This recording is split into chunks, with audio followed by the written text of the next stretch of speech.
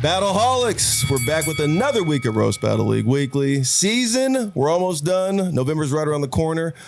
We got some announcements coming up, but let's get to my guests first. I'm excited about these guys. Old school roast battle guys, huge stand-up comics in their own right. All the way at the end there, say hi to David Lucas. What up, David? What's going on, guys? Just saw my man on Netflix, Kill Tony guy, got his own podcast, got his own, we just talking about how much he sells out. Not as like a dude, but I mean like, as a comic, he's selling out theaters and clubs. Either way. Hey, I can be a sellout and a sellout. It's cool. I'll take either way. I'm not advocating for this. Yeah. I'm not advocating for it either. He's Thick Gunna. We call him Cannon. Whichever one come with a bag, that's all I care about. And my man right here, he's everywhere. He's basically the glue of the comedy universe. Jeremiah Wonders, the Scissor Brothers, Kill Tony back in the day. Stand Up on the Spot 15th anniversary coming up. 15th? 15th. Really? Yeah, even though he's only 25. Damn. Me and Jeremiah are the same age or close around. Yeah. 400 years. No. We moved to LA around the same time. Yeah, now you guys look like owner and 15th. two slaves. That's crazy. But yeah, you were, obviously we've known each other for stand-up for so long. And even Stand Up on the Spot, I think you were like one of the first guys to book me in LA. But outside of that, I remember trying to get you to the roast battle forever because you're the big improv guy. You're like this generation's Jim Carrey to me, right? Now, no, for real. Yeah, honestly. There's only, okay, I don't know if you know him, Brian, but in the LA scene, when we were first coming up, bro, there were only two guys. So I don't know how there hasn't been a new Mad TV. I don't know how Jeremiah Watkins is not when 2017, 2017? One season. Yeah. He's talking about like an impactful yeah. version of Mad. But dude, it's no disrespect. XFL had it's no disrespect to Jeremiah or his talents, but there's only two guys my whole tenure in LA that I've ever seen like SNL worthy, and that's Adam Ray. No, before Adam Ray, before I knew who Adam Ray was. Oh, there's Matt Jones. And oh my God, Jeremiah Watkins, old school Matt Jones, right? Matt Jones, shout out Matt Jones, bro. Rubber face Matt, yeah. These are my two favorite white boys. I auditioned for that new and Living Color pilot that never went anywhere. I remember that, and I'll never forget.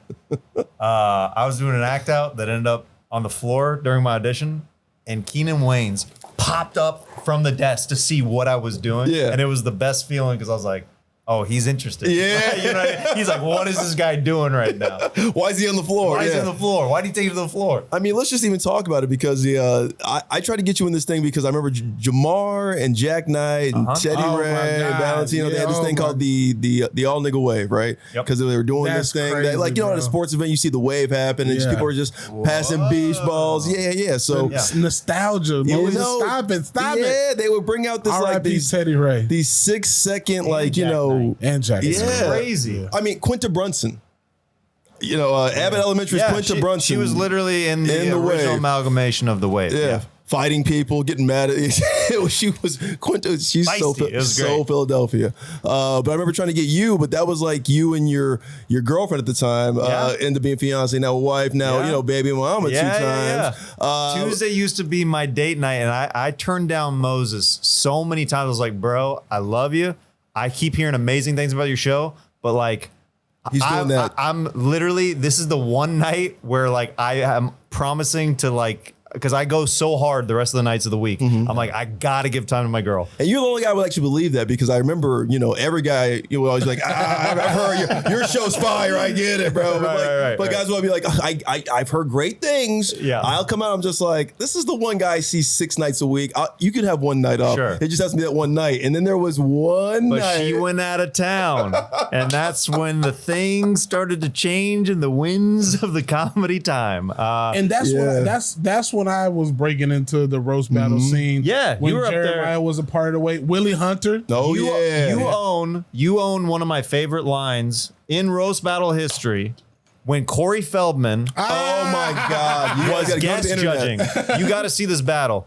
The wave was right below on the lower deck and the belly room, that bottom bench row, and Corey Feldman starts getting confident and cocky like celebrities do when they start feeling like they're funny around comics. And he's like, oh, I'm going to roast this dude.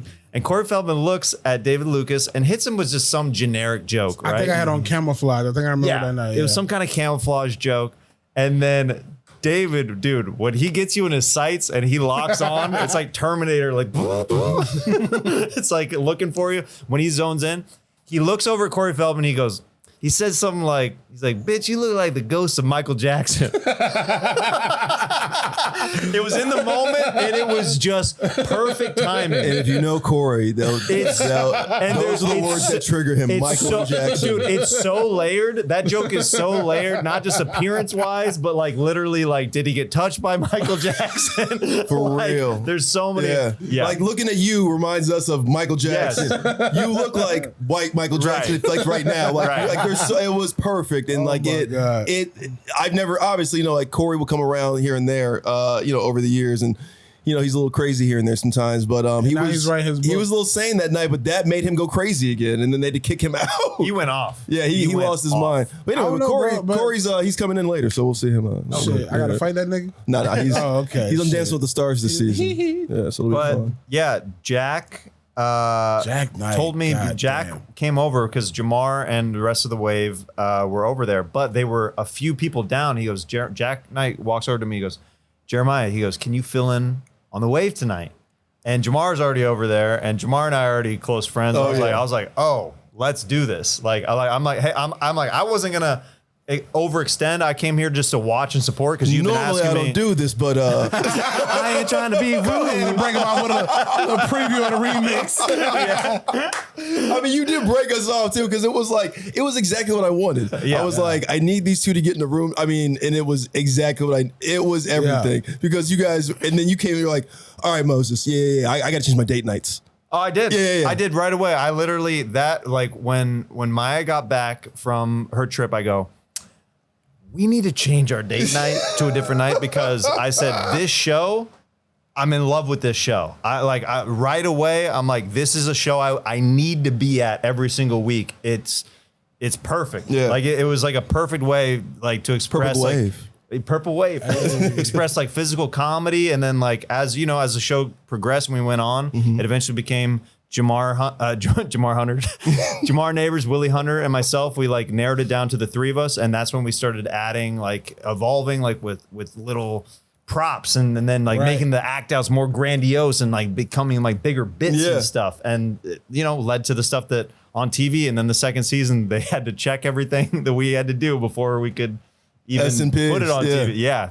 Standard practices. Right? Oh, yeah. Yeah, there's a famous story. Well, it's famous to us, but we put it on online and they told us to take it down. But standards and practices, they have a lot of Sophie's choices to make. So if you do something that's like, if you say the F word, like whatever F word that is, right? It could be the slur, it could be the curse word. They have to decide which one you can choose, right? Usually you get to pick. With us, because a lot of our stuff, just content-wise, saying verbally, you're going to hear a lot of things you don't want content-wise. Right. But with these guys, because they're putting an accent on the joke, we got to keep a lot of what we were saying. So we didn't get to cut any slurs, any curse words, any of the content we were doing. If it was like a pedophile joke or like a racist joke, because these guys were doing in the background Michael Vick fighting, right? Michael Jackson coming on somebody's face. The famous one was it was that actually. It was them pantomiming Jeremiah coming on Willie's face or him shaving his pubes. So they had to pick which one they wanted, and they picked pubes. This nigga Jeremiah, and it talks about the creativity of Jeremiah's brain, right? I mean, because all of us are insane, and Jeremiah's the guy who don't cuss on stage, not vulgar, but he gets to show you his vulgarity through his characters. That's true. That is. I feel comfortable being with a lot of my characters, being as vulgar as I want. Right. Like it's a very fun outlet for me. You're straightforward. You were like the Travis Pastrana of 6-second characters. You know what I mean? And I knew Jeremiah. I mean, I knew him from Roast Battle, but me and Jeremiah got closer together when we shared a fucking sprinter together, traveling with Kill Tony. Yeah. My God. That'll do it. Yeah. Yeah. That will do it. Yeah. So it's like me and Jeremiah knew each other since 2010, bro. Open mic signing since I came everywhere. here, bro. Man, that's just so much nostalgia. A nigga only having $15 in his bank account and sign up for potluck and then going to Carney's. But we know why he got into Rose Battle. We'll get into why you got into Rose Battle a little bit later, because you were a UCLA student and you would kind of, like Nicole Buchanan, right? She's also a Rose Battle. College? Yeah, I'm sorry. Everybody, he's actually a smart dude. It sucks. Yeah, I am. He owns like 3 houses. Yeah, went to UCLA. 11 now. Yeah, that's insane. It's a crazy flex, by the way. But they're in Georgia, so you can buy a house. Macon, Georgia. Yeah, real racist. And one in Tampa. You say Macon or bacon? Okay, you motherfuckers. sorry. You motherfuckers. All right. Damn, that was good. Yeah, we'll get into that later, David. When you got in, why you got out, all the good stuff. Let's get into number 7, because we do have to talk about these battles. Yes. And your guys' first time breaking down battles with me, so let's get into it. I appreciate these. Man, I appreciate y'all, man. When was this one? This is number 7. This is Vancouver, so we have 40 plus roast battles. Washington or British Columbia? British Columbia. Okay. This is Canada, baby. This is all the way up north. So this is Vancouver. This is a couple of versions that have been on the podcast before. This is Isabelle Schiller versus Allison Ward. Let's roast.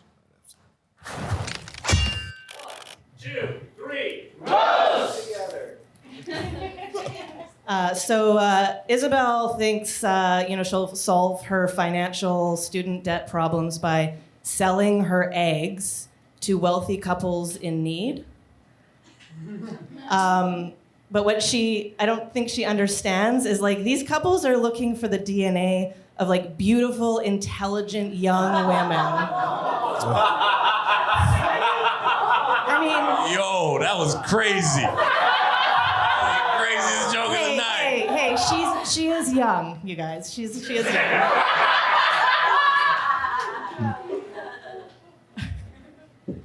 It's okay. I want to start this roast by saying that as a young queer person, I think it's really important to respect my queer elders. And I take that extremely seriously because if Allison wasn't old as shit, I would not respect them at all. Old them. Yeah. Is that your joke? Is that your joke? So Isabelle's actually really flexible and super agile, and it's very impressive. She'll actually show this off by like going into a full, very extreme backbend when she's at a mic on stage. And that must come in super handy when you don't have enough jokes to fill out a 3-minute set.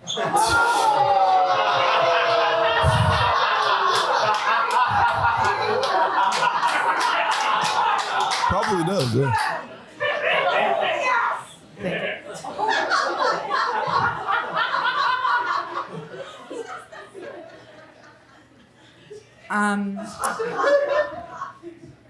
Allison actually owns and operates a small creative consulting business. I don't know if anyone knew that, probably none of you because they're not very successful. And while I have no idea who would go to them for creative advice, I will say that if you're looking for consulting on how to look like if Rob Lowe was the third Indigo Girl, look no further. Last joke. I take that as a compliment. Yes. Okay, so I was trying to think of an animal that I can compare Isabelle to. And my first thought was a llama. Like, she's tall, kind of doe-eyed, and has like woolly hair. But then upon further investigation, I realized it probably wasn't a very good comparison because it turns out that llamas have really high self-esteem. I love my damn self. This is actually true. Allison's going camping for the weekend, and they gave me a spare key so I can look after their cat. On a completely unrelated note, I'm having a crazy party Saturday night. DM me for the address. And one of the rules they gave me for their apartment is I'm not allowed to have sex in their bed. And I said, don't worry, I know your bed's not used to that.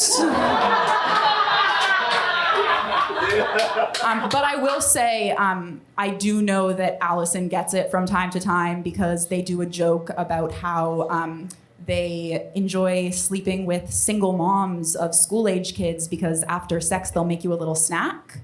And I think that's very cute because after I fucked Allison's mom, she made me a whole meal. Give it up for these roasters. Give it up. Who hosts that? Number 7 in the world.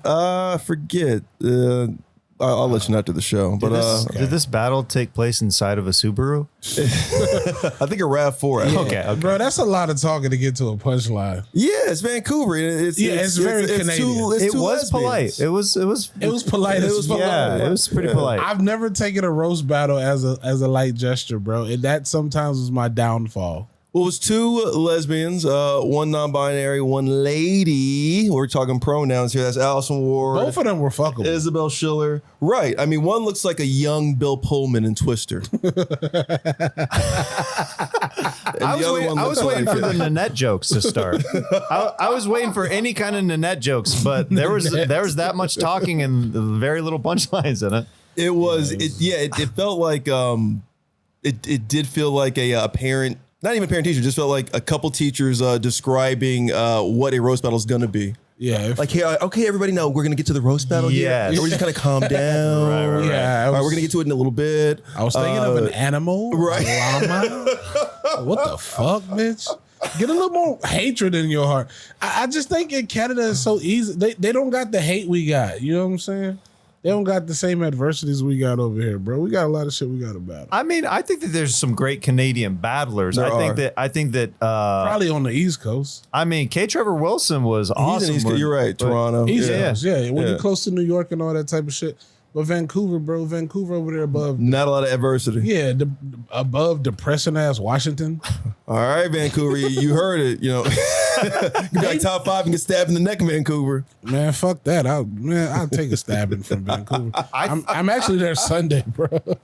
I'm doing the Great Outdoor Comedy Festival. Oh, cool. I hear it's good. Yeah. That'll be fun. Yeah, don't get don't get Draco'd out there. I felt like they were almost too concerned with each other's pronouns and not enough with the battle, to be honest. Yeah, there was no disrespect. It was very purposeful of saying the they, them and stuff, where it's like, I would have, like, if you would have accidentally, whatever, but got to the punchlines faster, I don't think the other person would have cared. I really don't think. They wanted credit for that instead of the punchlines. Sure. But also, is that, I mean, that's also like BC culture. Like, bro, when I performed in Vancouver, dog, there were 25 women, and it wasn't because all the women wanted to leave. It was because one woman was upset because of a domestic violence joke I did, and she acted like I knew her personally. It's like, bitch, I don't know you. She went asking for a refund, and it's like, why would you come to a comedy show without seeing who the fuck I am? And she's like, he's talking about domestic violence, and I was beating my marriage. Bitch, do I know you? It's the joke about you. Fuck out of here. I mean, you do have the opportunity to then you leave. hit her? Fucking strangle that bitch. I mean, let's get into that. I mean, because I know there's a lot of battlers in the community who don't like those types of jokes, just like that lady in Vancouver, and they equate a lot of that to the stuff that it's why I get a lot of people who, when you judge, they don't want to battle, right? They'll say, like, you know what, Moses, I'm good, or why do you have this guy here? Because don't do comedy. He makes these jokes about domestic violence. He talks comedy during our battle sometimes. He'll over. I've never talked during a battle. What about or not letting people get a word in? Let me ask you, Moses. Yeah. Have I ever talked during a battle? No, it's usually after the battle. You kind of go over. Exactly. Yeah. I've never talked during a battle. So, hey, you bitches, get it right. First of all, I've never talked during your fucking battle. I put my fucking mic down. That's probably on me. But I'm saying, I'm respectful and I wait till afterwards. And if I don't feel like you were up to par for the Comedy Store, which is the greatest comedy club in the world, bitch, I'm going to say something. But what about in Austin? I mean, and is there a thing when you're a judge and you're judging these people who are consenting to this thing with boundaries and PTSD and how nuclear are they language? consenting to boundaries if you're doing comedy, Moses? There's no boundaries in comedy, and we've allowed this shit to become soft, dog. There's no boundaries in comedy, and we can't allow the last free speech medium to have boundaries. I've been at the Comedy Store and I've heard white boys say the N-word. Okay, you're on stage. You get a pass. I'm not finna press you. There's no fucking boundaries in this shit, dog. Thank you for that, by the way. Yeah, I mean, but at the end of the day, dog, when you're on that platform, and I know most of them, and I know most comedians that are gonna do comedy. So if you use the N-word and it's cool, bro, so be it. Did it help you? Do you feel like it was what did it add to the joke, or did you just say it for no reason? So if I say something about a domestic violence or anything, dog, it's because You're going for the joke. I'm going for the joke. You're going for the joke. And if you don't fucking understand that, don't do comedy. This is not fucking Play-Doh making in pre-K. Okay. This is contact football, dog. There's gonna be face masks. But if there's roast battle, right? Because the whole game is, all right, I'm consenting to you to talk trash about me in front of my fans, my peers, my idols, kind of a thing. And then you come in there like they're down to be judged, but are they, if they get mad about being judged about their appearance, or they, like you'll talk about a girl's butt or her tits. How are you doing roast battle? But that's what I'm asking. Nigga, I came from roast culture. I came from roast me. Nothing is off limits. Nothing. That's what we said. Nothing is off limits, dog. They talk about my weight. They talk about whatever. And I do not get mad because all is fair in roasting. Bitch, if you a lesbian, I'm talking about it. If your fucking ass is flat, I'm talking about it. If you got a fupa that's bigger than your ass, I'm talking about it. Like, period, point blank. And if they don't like me to be on there when they're battling, bitch, you should not be doing comedy. Or who? Like, this is not a soft sport. And that's why we have so many comedians, because people are not tougher on them. Like, you all know where we were at in 2010, bro. The Comedy Store was not a nice place to be. There was no one there coddling your fucking feelings. If you bomb, you might not get back up on potluck for 2 years. When did we start making comedy soft? That's just the era I come from. And I'm sorry if it doesn't align with this new 2025. I'm seeking therapy. I'm drinking my smoothies. I'm taking magnesium. I'm on whatever antidepressants. You're supposed to be dark if you're a comedian. You're supposed to straddle that edge of pure happiness and pure depression. That's what makes you great. And when did we start? I think that's so subjective, though, right? Because the whole point of comedy is to be who you are, on and off stage, right? Like, it even says in the Comedy Store you're talking about, like, that the first thing you walk up into that original room, it says, Moses, the point you come of that from the old school comedy. Yeah, stuff. but it's also you're not, because if I'm Jerry Seinfeld, I'm going in clean, right? And that's just who I am as a comic. I'm not looking to be dark. Maybe I'm not a dark guy. Do you think he was a bitch? No, I mean, like, I think that's my I think that's so. What are we talking about, Moses? I get it. You have to do that because you have that. Right. I don't have to do that because I don't have to play by those rules, because I play by my own set of rules. And lucky enough, I was cultured around a group of people who don't play out by those rules. And some of them are hated, some of them are loved. But at the end of the day, we sell fucking tickets. But I don't think people are saying so much.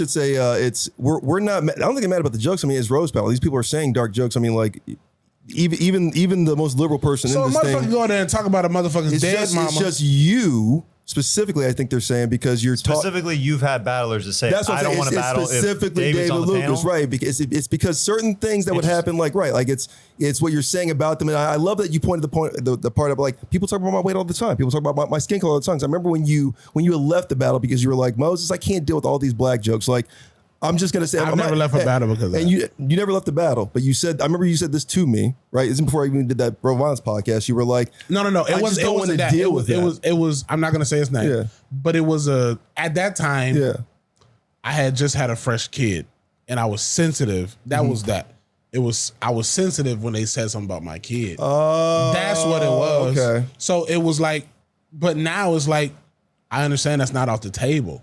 If I put that out there for the human consumption, if I post my kids, it's free game. So now I've learned, don't post them. So now you can't say anything about them. And that's literally what you're kind of saying the same thing right now. It was like, I walked away because I was being sensitive. But I didn't walk away. I didn't walk away from roast battle because of that. You said you didn't like it though, right? At the time for it wasn't even not liking it for a slight moment. And that was just in that battle. I think I did. I did way more battles after that. I started battling. No, you went to kill Tony after that. Exactly. So Yeah. it had nothing to do with that. There was a I remember distinctly you saying that you're just like, I ain't doing all this. All they do is black. You said it was too easy for them to do these black jokes and keep winning because the crowd was too weak. But it was also because of my daughter. I had a fresh newborn, and the dude made a joke about my daughter, and I told you, I think was that on the table though? When you guys talked to her, you're like, hey, I posted her, so she's on the table. Okay. I 100% agree she was on the table. Okay. And I think I came to you and I said, Moses, as a man, I can't take that. Right. I got a new daughter. I said, I got a new daughter. Me personally, I can't take that. I'm a new dad. Right. And at that time, you can probably agree, I was in a totally different mindset than where I'm at now. Right. Because I was new to all of that. I was new to the Comedy Store. I was new to niggas diving deep and finding out that your granddaddy died from lung cancer because he didn't even smoke. They really go in and So that's what I'm saying. I was new to how deep they dove. Yeah. But now that I get it and I've been in that more, nothing's off the fucking table. Talk about my kids. I'm gonna come back harder. You know what I'm saying? But what I'm saying is, bro, that was, I think, 26-year-old me.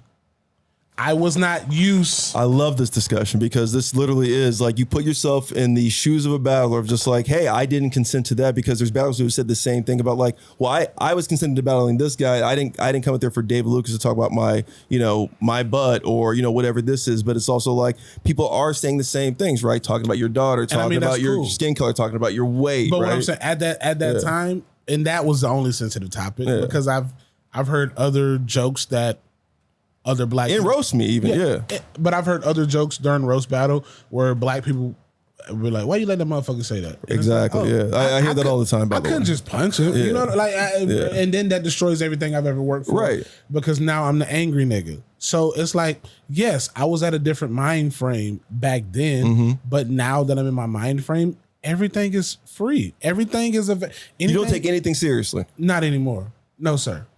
I have. And it's because I got on Kill Tony. And Kill Tony opened up my mind to more comedy, bro, because I came from an urban scene. Why'd you get into stand-up? What attracted you? Nothing. I got into stand-up because I was on the Yo Mama show as a teenager. I remember this, yes. And the dude told me I should do stand-up. I was an actor first, but I was strictly an actor. Yeah. And I started doing stand-up, and I did it here and there, and Your mama, another roast competition show back. But like on the black side of roasting, bro, it was, nigga, look at your baggy ass shirt. Right. Because like in the black scene, on a real deep, your mama a crackhead. Bitch, we about to fight. You gotta fight, Like, right. Right, you know what I'm saying? So when a nigga says something about my daughter, I'm like, yeah, this ain't roasting. No, but when I look back now, I'm like, that don't even bother me, but it was my young mind at 26, dog, where I'm like, nigga, like, but also at 26, I had this talk with my boy Brian Simpson. He was like, David, you used to be so angry. I was an angry nigga back then, dog. Yeah, I remember. I'm surprised you didn't fight anybody because I mean there were a lot of harsh things said. I mean, God, I remember Doug Fager, like he would always, he even said like, hey, my brother just died, could you not? And then people would still go in, and he would have to take it. Where is Doug? Doug's around. He's just that's my dog, bro. But no, bro, it was classic. It's I think is and anything that I can say to any new battlers is, bitch, you're like, you should be glad I'm talking about your appearance and I'm not talking about your state of mental health. You know what I'm saying? I know I'm fat. And if I don't want to be fat, what I got to do? Stop eating so much.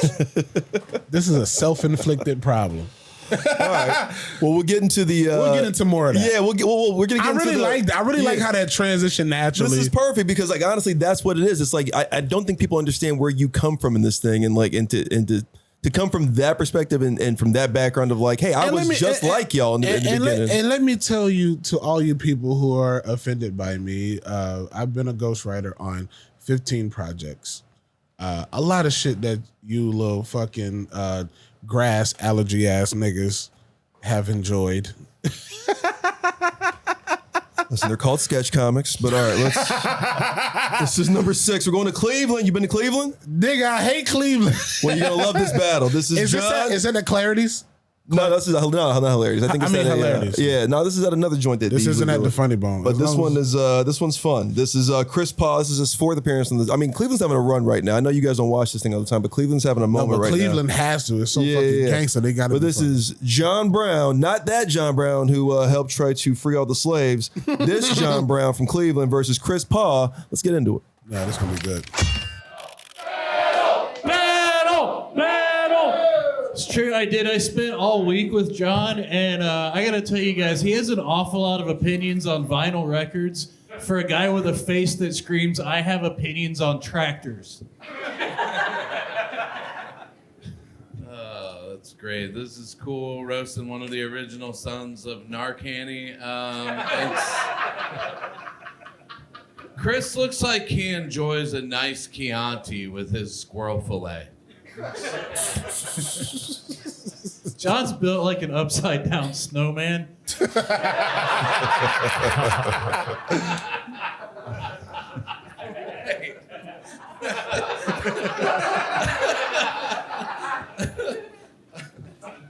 Go on. That's it? Yeah. Well, that means my head I think that bigger did than it. my bottom? All right. I like that. 7 3/4. So that's that tracks. And you wear skinny jeans, so makes you like an apple with two toothpicks sticking out of it. Hilarious. See, we should have just. Never mind. Go ahead. When I first met Chris, I was like, oh shit, this is what would happen if Jake Gyllenhaal had a son with Maggie Gyllenhaal. Turns out Brokeback Mountain also has eyes. Oh wow. The hills John have looks eyes. like he owns physical copies of every episode of 16 and Pregnant.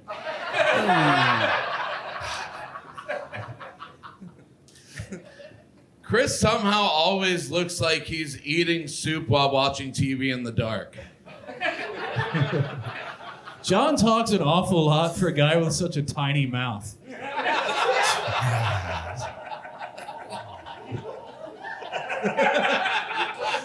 It's funnier the longer you look at him.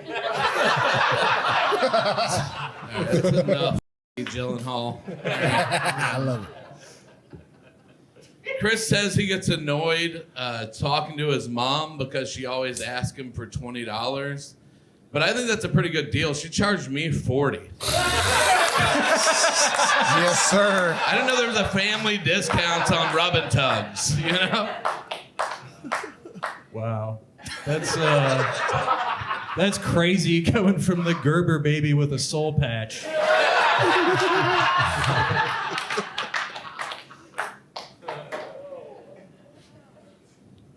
Is that was your Yeah, joke? yeah. All right. Yeah, all right. That was solid. Weird. All right, Rebuttal? Yeah, that's fine. Topher disgrace over here. It's Chris works transporting bodies for a morgue, and he told me that being around dead bodies is like giving him like an awakening where he wants to live a better life. And I'm like, yeah, dude, that's called post-nut clarity.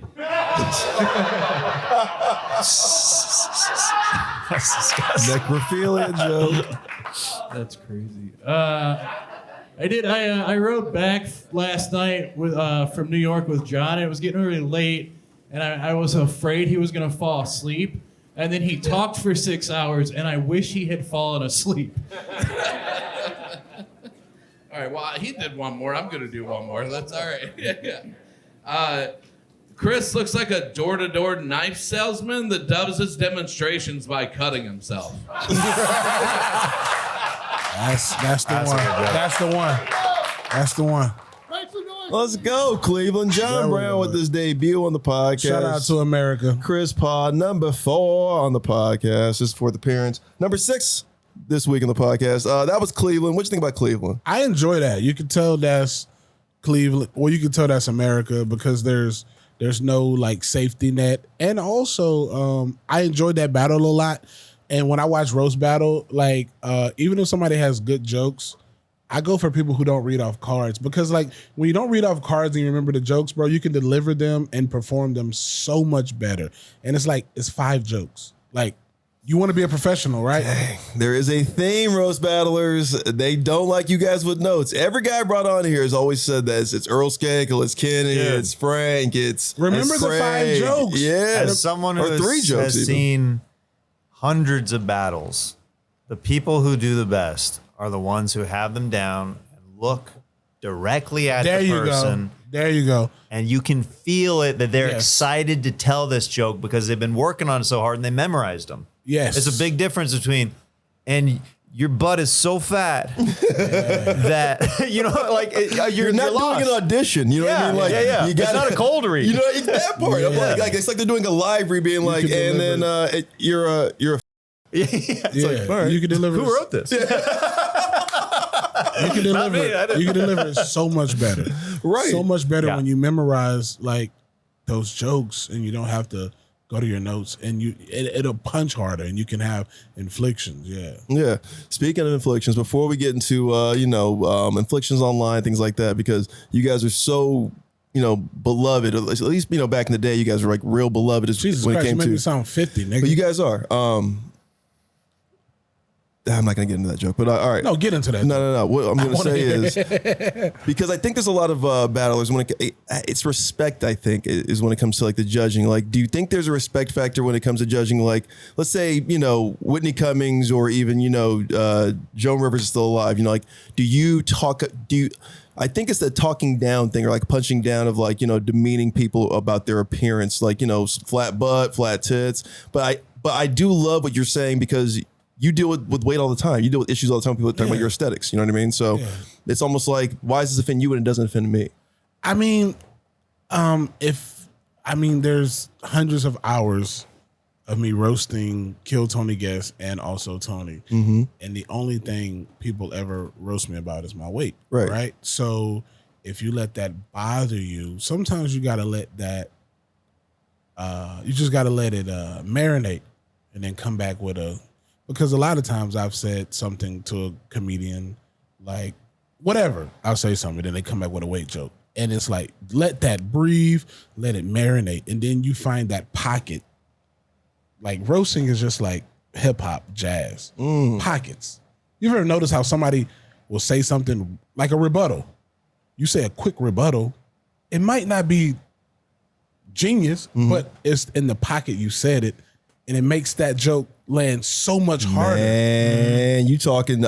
I've said this before about Gerard Carmichael, and Freddie Gibbs has said this before. He's a Grammy-nominated rapper, but he says it's not really what you're saying because nobody cares about what you're saying. You say it. It's when and how you're saying it. It's literally just how you're saying it, and it can't be your instrument. You're right. It's about pockets. Even some roast that I've had, like roast that get big pops wherever me and Tony are roasting or whoever I'm roasting, like Mark Norman, right? The Netflix. Mm-hmm. I hit Mark Norman with a joke.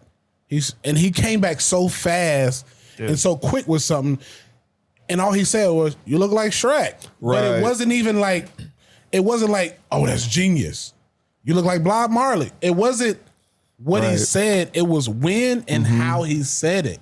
Because if you just break that down word for word, it's like if we had to read that out, you'd be like, "Oh, David won." But no, Mark won because of how he came back after I said what I said. Because of the flow. Exactly. Got a black fatty over here. Right. Mark, my favorite joke on the Netflix Kill Tony, right? Mm-hmm. There was a joke I said, and it was just how quick Mark Norman is, right? He's quick as fuck. He's one of the best stand-up on the spot guests, too. For that same reason. So he quick. is so fast off audience suggestions. I was talking about my dad being cremated and how heavy cremated. No, better. I said my dad's cremated and I put him in a shoebox in my garage, and Mark said, "Even your dad's ashy." Oh yeah, nigga. But it's like it wasn't like crazy, but in that pocket he said it so fast, so quick. And you get extra points for that because it was just like, how did you come up with that? And you didn't read it off your nose. You didn't take you like 5 seconds to get to it. Yeah. A nigga can hit you with 10 jabs, right? And you come back with a solid uppercut and you be like, God damn. It's like, no, I just hit him with 10 jabs. Yeah. But you applauding that uppercut. You know what I'm saying? So it's like that, like fighting and roasting, bro. And so you're just going for you're going for volume. You're punching for volume. I mean, bro, I just feel like that's my style. Like, I'm going to throw out 100 jokes and 65 of them might land. Yeah. And 35 of them might turn into something where the other person turns something against me. And at the end of the day, I'm a team player, right? So it's like, as long as the interaction was great when I'm up there, they remember that. They remember my face. Correct. Even if I didn't win. There's no winner or no loser. It's like that show Chopped, right? It's like you don't remember who won or lost. You just remember like, oh man, these guys That really was got great. down. Yeah, Right. yeah, they really So got it's- down with all those ingredients. In roast battle, you can bicker about that all day. I can say 10 jokes against Tony. Did you choose a food show that so David I'm would know? trying to What relate. are you Fuck it, doing? bro. I swear to That's God. messed up. I'm not about even to doing start. this. Chopped. I'm about to start the 5th episode of Roast Battle League up in this bitch against Moses. Listen, man. But no, bro, we're having a good time here. I can say 10 jokes against Tony. I see you. I can say 10 jokes against Yeah. Tony. And he comes back with 3. Right. And people be like, he won. Because it's the quantity versus the volume, but sometimes volume does beat, right? And as a, because you guys are pantomime roast, like it's something completely different that nobody really does or nobody's really nailed besides you guys. And I think you guys made it look so easy. Nobody really talks about how devastating that was to pop up, and then also you're roasting somebody on top of that, right? So if there's a like David hits somebody, right, and they're reeling from it, so then they're getting ready for their joke because that's what they always say. Like the wave is great because they can give us a chance to kind of prepare after like a big pop, right? But ultimately, what you guys are doing is accenting the joke that somebody just nailed somebody else with, and now you guys are kind of roasting pantomime Or style. sometimes bringing their joke to life, which is sometimes even more visceral because Yeah. you're like, oh man, Yeah. I didn't want to see it too. Like I just heard it, but now I'm visually seeing it, and the room is experiencing. And let's also mention Coach T. Right. Oh man, I Another remember, element. Yeah, I don't know, sound effects. I don't know who this nigga was, and that's also what I told DeHerm, right? Like, it's cool to be off your hip with the pistol, but also have a few written. Gotta have some bullets in that gun. So when shit's going, you got the written one where you can be like, but dog, I remember, and this was like, I was 26, and I'm just like, nah, nigga, none of you niggas can't see me. Right. You know, none That's of the you, Herm right now, yeah. none of you niggas can't see me, but you learn quickly. You learn quickly. they're the feds. They're learning everything about I'm you like, so they how can this nigga know that? But I remember, I forgive me if you're not gay, but I think I battled this gay nigga. Uh-huh. This is maybe 2018. Probably. I feel like Early a solid 20 70% of the people that were battling were like bi or gay. Yeah, 2018, early 2019. Yeah. I think Jeremiah had a stint too for a little bit. Yeah. And I remember what, battling or being gay? I guess battling being gay. I remember because like, bro, like my first maybe 4 or 5 battles was almost on some Mike Tyson shit. Yeah. I go out there and knock the nigga out with the first punch. So I ain't got to worry about. Yeah. So you know, you get that confidence as a youngin, and you like, oh shit, nigga, fuck that, boy. I'm definitely, nigga. Let me see him. I don't Yeah. even care who you are. Where Right. Oh, right there. But I learned quickly, like, nah, being ill prepared ain't it. So I remember I was battling this, and he the one who taught me. I'm like, but I was battling this gay nigga, bro, and I'm like, oh, a gay nigga, bro, shit, Yeah. easy work. I hit him with the first joke. Was it Guy Branum? You had to show me a picture. Okay. But it's like I did the first joke. It hit, I say 70%. And then that nigga hit me with something. I'm like, oh shit. Yeah. You knew he was in a real fight. Yeah, I was like, fuck this nigga. It's like Kimbo Slice. It's like, Yeah. oh, man, we in the street store. Like these guys train. Like this nigga been practicing. He did his research. And then I said the next joke and it hit hard, but he came with a rebuttal that hit even harder. I'm like, motherfucker. I'm like, this little gay nigga ain't going down. Bro, and from that moment, well, after that, I started battling the roast battlers. No, that's not him. Okay. It was a young nigga. Okay. Young nigga. Young gay dude. Okay. I hope you're not talking about Ramsey Badawi, but that's really funny. That might No, Philip. because Ramsey's not gay, but that's very funny if you're calling him gay right now. All right. I don't know if we can pull up all the roast battles over there. No. We're just going to get to this next battle. This is Tokyo, all the way to Japan. Oh, this is in Japan? Land of the Rising Sun. This is Michael K's first appearance against my boy Troy Lewis, black dude, Harvard grad, moved all the way out to Japan. Harvard grad? Troy's the best, man. You're going to love Troy. He's battling with Mike Lawrence, actually, at the Roast Fest in Tokyo this weekend. But he's here right now. Number 5, Michael K, Troy Lewis. Let's roast! Troy lived in Germany as a kid, and so his favorite candy is actually a German one. It's called die Schlumpfe, which is means Smurfs, actually. They're Smurf gummies. But when he eats them, like, he has this nostalgic fantasy world that he goes back to. He pretends that he's Gargamel and sucks their little blue dicks. Of course, it's a dick sucking joke, right? Match. I got like 5 more. Oh, you think you got dick sucking jokes? Check this out.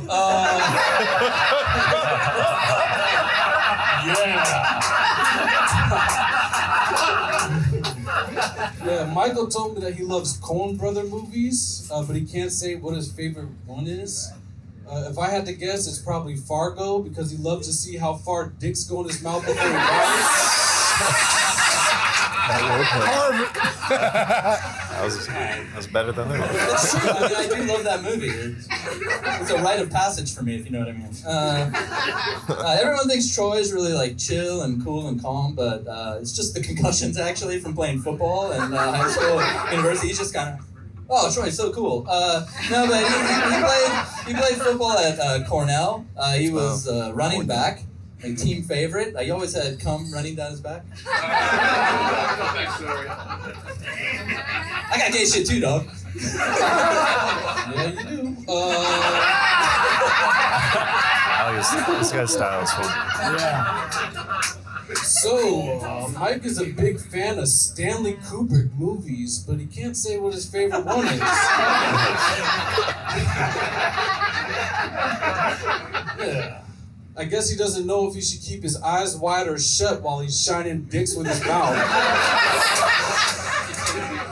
I'm noticing a trend here. Are either of these dudes gay?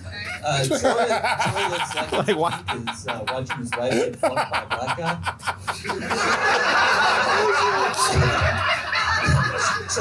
Troy's just in the back corner of the room, like doing the shoulder dips on the cuck chair. It's time for protein. You look like if somebody came in your eye accidentally and apologized, you'd just wipe it off and go, "Nah, we cool." Tokyo loves gay jokes. Yeah. I love it. Projection. I do want to come in your eye, that's true. You know, like watching your wife get fucked by a black guy when you're black only requires a mirror. Yeah.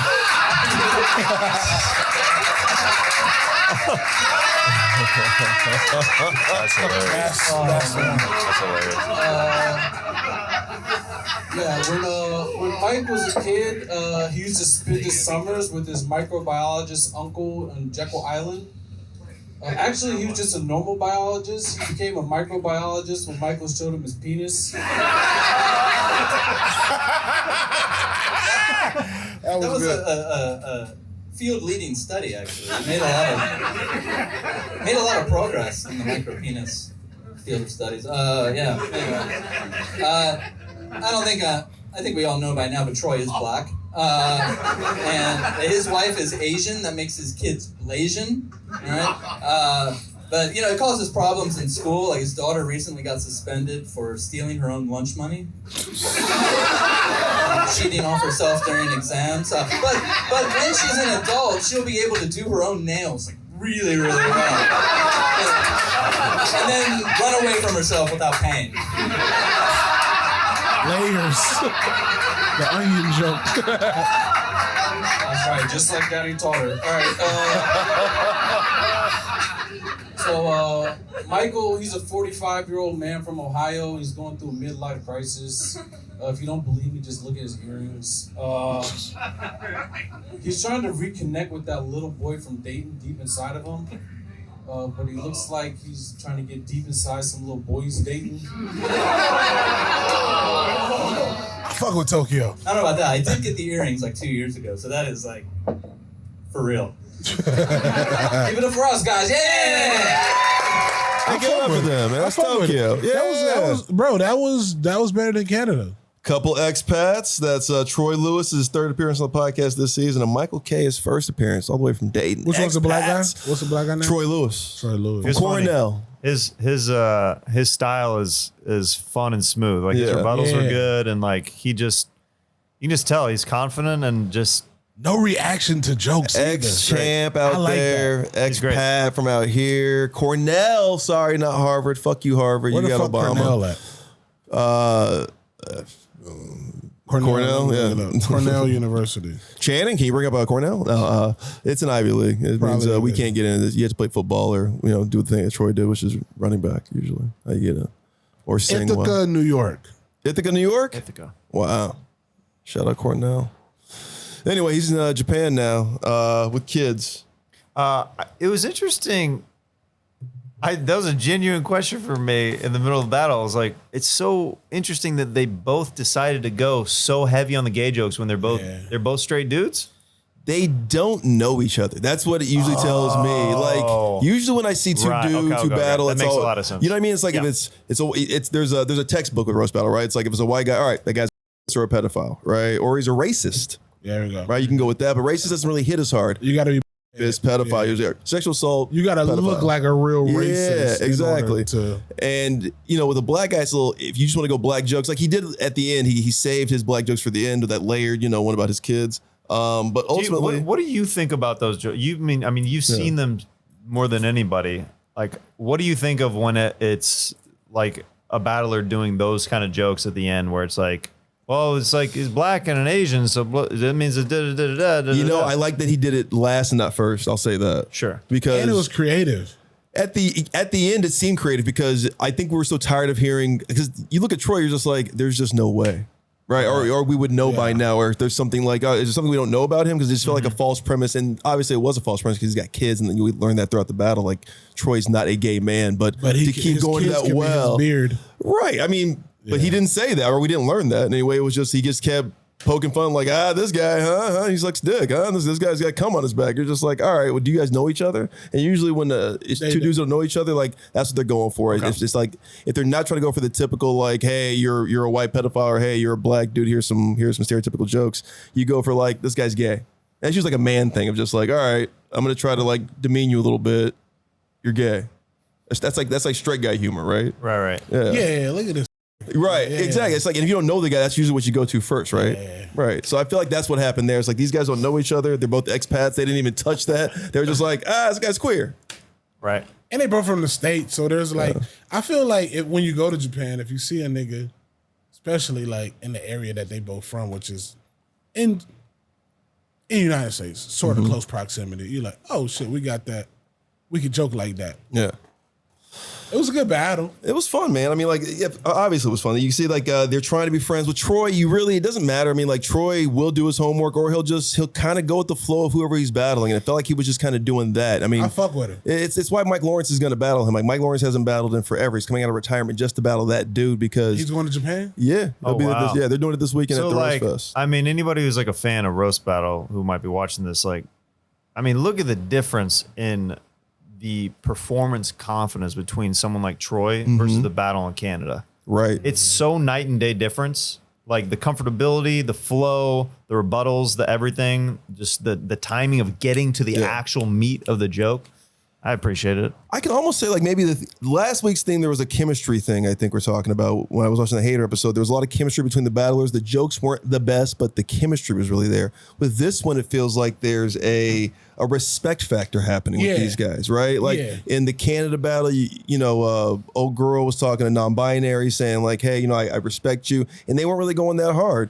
With the Cleveland guys, it seems like they were buddies, but and they were going a little harder, a little bit. I mean, it feels like they were front porch shit talking. Yeah, what's the vibes with Cleveland, and I fuck with that. But yeah, I get what you're saying. Like this was almost like nigga, we at recess, right under the slide, talking. Oh, shit. you the cool guy? Yeah, I'm the cool guy. Who's the coolest guy here, basically? Oh, nigga, you knew it at school? Yeah. Nah, but bro, like I don't know. Maybe it's just because of my sense of humor.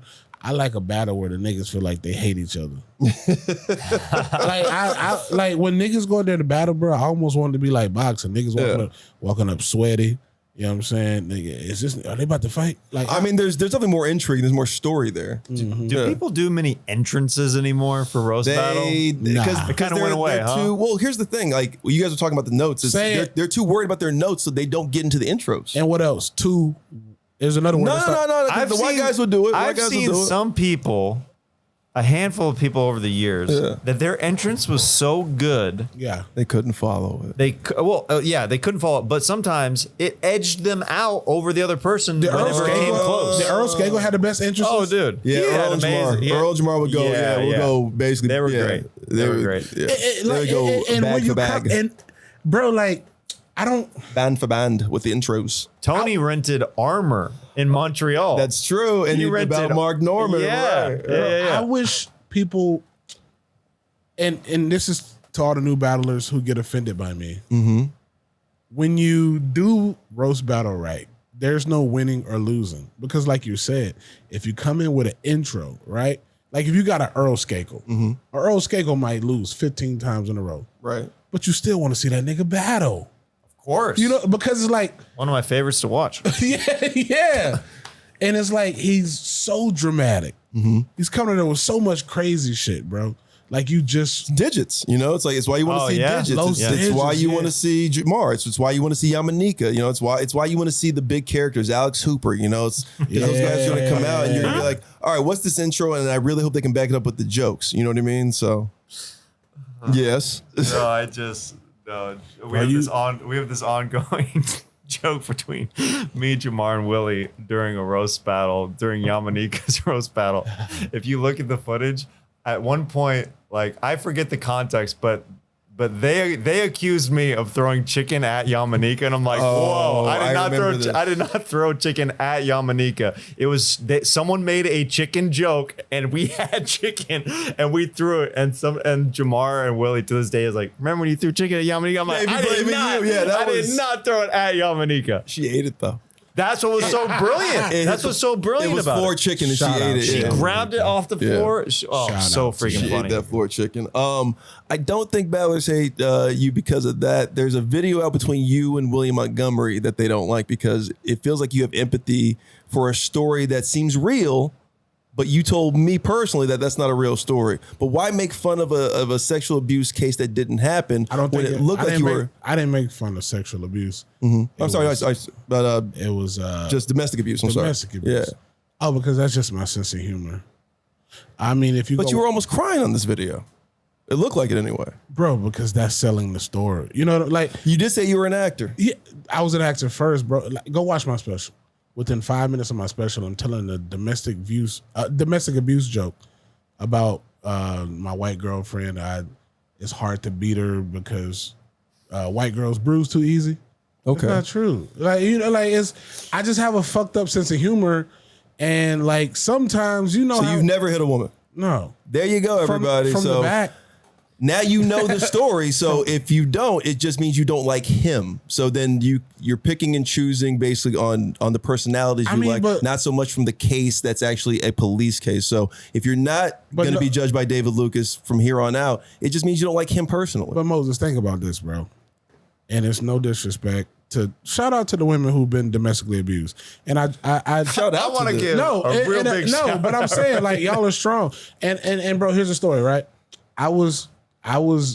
My mom was a victim of domestic abuse, you know, and I witnessed domestic abuse in the house. And we found our thumbnail caption. Shout out to the No, not like that. But I'm just saying, like, I feel for y'all. You know what I'm saying? Yeah. Because when I was in my mama's stomach, bro, I got beat. And a lot of things that I talk about on stage, whether it be that or whatever, like, nigga, it's shit that actually happened to me. Like, I talk about me getting touched as a kid, but it's like I joke about that because, bitch, I healed from it.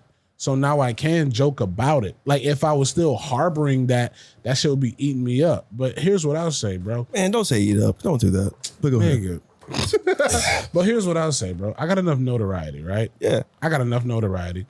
I would say a large population, if not all the population, whether they like me or not, of the comedy community or whatever community have seen my face, right? Mm-hmm. So if there was somebody that I did something about, especially after Netflix, I feel like they would have. Right. I have no record. I've never even been handcuffed. Only thing I got is speeding tickets and parking tickets, bro. But like, at this level of notoriety that I have, and especially as much shit that I talk on podcasts about that type of shit, and I think it came from because here's the thing. I don't think the podcast is available anymore. But here's the thing about those troll channels, dog. They take a snippet of a whole. It's like the George Floyd thing. It was a 30-minute thing, right? And they took the worst part of that 30-minute thing and ran with it. We were talking about gorilla pimping. I think William made forgive me, William, if I'm lying. I think that's what led me to feeling comfortable about talking about, because on podcasts, nigga, I'm really not that interested. So I lie a lot, right? Yeah. So I think William made a joke about, I just love to be the one. Like, I think it was, but niggas know, but I can, I can hear that. Yeah, I can sit here and say crazy stuff with a straight face and even look like, and I went and told, and then niggas, and here's the thing, I recorded that podcast like 5 years ago, or it was during the pandemic. Yeah. And it just started popping up this year. You know what I'm saying? And niggas want to go and make snippets and be like, look, go find the bitch. Go find, like. You heard it here first. He's abusing calories, not Karen's. Let's get to number 4. Hey, Moses, go find the bitch. This is number 4. It's Barcelona, man. This is Alice Russo back on the countdown. Number 5 appearance on the countdown this season. And Rick Andrews, his first appearance as roast.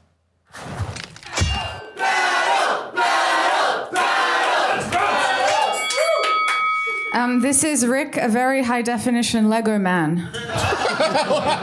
What? Rick has an MBA, which stands for might be adolescent. I like this bitch. Alice is good. Rick looks like an extra in the trailer park of 8 Mile.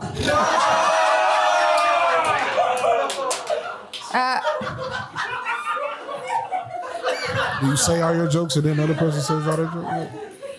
Rick is an American with Portuguese heritage, but he looks like a British person on benefits. Ooh. They have a style overseas where they kind of like do a string of jokes. All facts. She thick. Guys, this is Alice. The Spanish pronounce her name Elise. The lucky ones, we get to just say, at least I didn't fuck her. Big Rick. But you gotta understand, like, Alice has a really big heart. She spent a lot of her time rescuing greyhounds that nobody wants. And after years of nobody wanting her, she's actually dating a man who's 17 years her senior, so I guess she found a greyhound to rescue her. That nigga slicing. Barcelona Rick. I don't know, you look like you apologize when you get a blowjob. She's good. Always surprised. She's up for MVP this season. Rick. All right, mate. All right.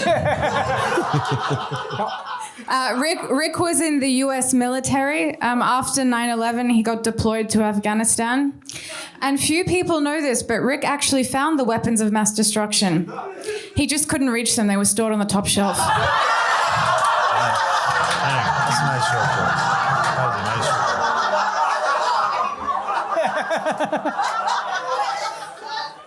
Guys, as you can tell, Alice is a prolific roaster. She's the number 2 roaster in Barcelona, right? She's been featured on the podcast. Actually, they said that she takes down men with her spunky attitude and quick mouth. You're getting ahead of me. She misunderstood that for career advice, and now she uses her mouth to quickly take down spunk.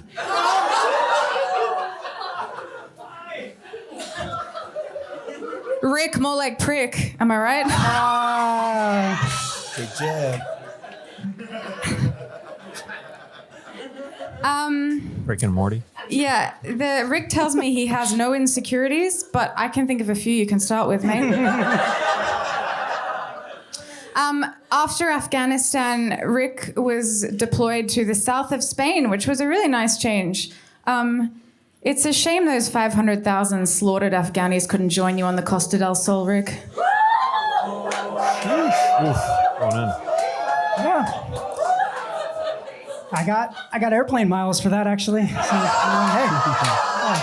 gotta do what you gotta do. Great Alice, I ease gotta of be tension. honest. I do feel like you have the face of a doll that you find in like a dark corner of a basement. But you have the personality of the evil spirit that possessed it. But Alice, I mean, she's got a lot of tattoos, and her tattoos do mean a lot to her.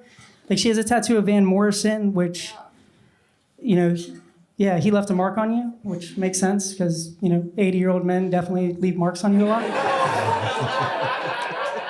It's not all. She's also got a very nice tattoo of a nut on her other arm, which is it's the only nut that she can't wash off at the end of the night.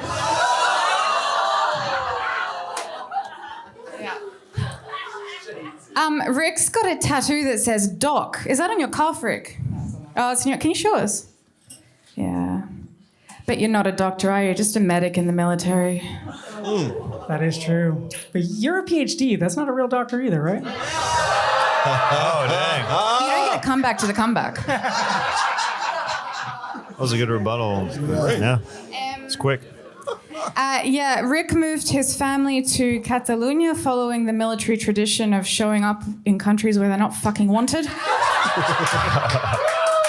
20 jokes? Rick's family adopted a rescue pit bull that needs to wear a muzzle, and thankfully they already had a muzzle. It's the one that Rick's family puts on him before bedtime. Rick looks like the guy that says, "Where's my hug?" That's funny.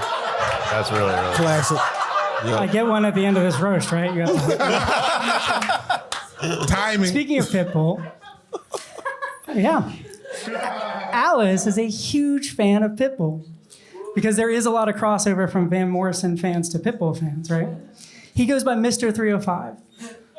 And Alice is such a big fan of Pitbull that she goes by Mrs. 305, but that's just the amount of times her father regrets putting on the condom. That was a long walk, Rick. Let's walk about. On? Or he's on? Surprisingly, Rick has a very beautiful, supportive wife.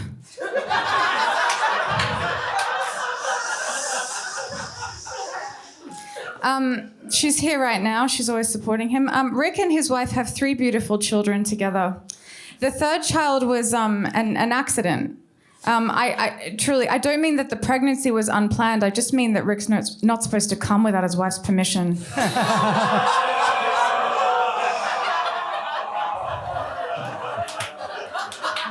It does makes Friday nights more interesting for sure. So it makes Friday nights more interesting. Alice was an Australian biologist studying reptiles and amphibians. So she went from croc hunter to cock hunter. But you guys do have to understand that a lot of people do struggle to understand how Alice talks. Some people say British, some people say Australian. The truth is, it's just fetal alcohol syndrome.